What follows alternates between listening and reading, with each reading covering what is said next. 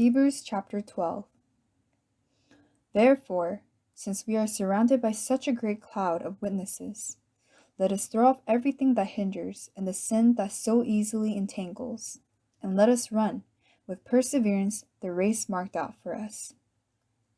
Let us fix our eyes on Jesus, the author and perfecter of our faith, who for the joy set before him endured the cross, scorning its shame, and sat down at the right hand of the throne of God. Consider him who endured such opposition from sinful men, so that you will not grow weary and lose heart. In your struggle against sin, you have not yet resisted to the point of shedding your blood, and you have forgotten that words of encouragement that addresses you as sons. My son, do not make light of the Lord's discipline, and do not lose heart when he rebukes you, because the Lord disciplines those he loves, and he punishes everyone he accepts as a son. Endure hardship as discipline. God is treating you as sons. For what son is not disciplined by his father? If you are not disciplined, and everyone undergoes discipline, then you are illegitimate children and not true sons. Moreover, we have all had human fathers who disciplined us, and we respected them for it. How much more should we submit to the Father of our spirits and live? Our fathers disciplined us for a little while as they thought best, but God disciplines us for our good, that we may share in his holiness. No discipline seems pleasant at the time, but painful. Later on, however, it produces a harvest of righteousness and peace for those who have been trained by it. Therefore, strengthen your feeble arms and weak knees. Make level paths for your feet, so that the lame may not be disabled, but rather healed. Make every effort to live in peace with all men and to be holy. Without holiness, no one will see the Lord. See to it that no one misses the grace of God, and that no bitter root grows up to cause trouble and defile many.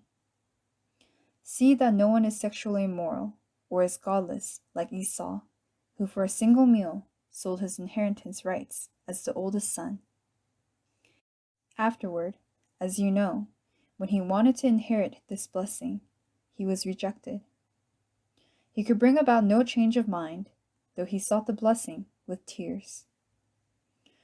You have not come to a mountain that can be touched, and that is burning with fire, to darkness, gloom, and storm, to a trumpet blast, or to such a voice speaking words that those who heard it begged that no further word be spoken to them, because they could not bear what was commanded.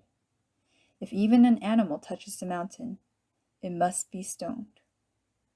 The sight was so terrifying that Moses said, I am trembling with fear.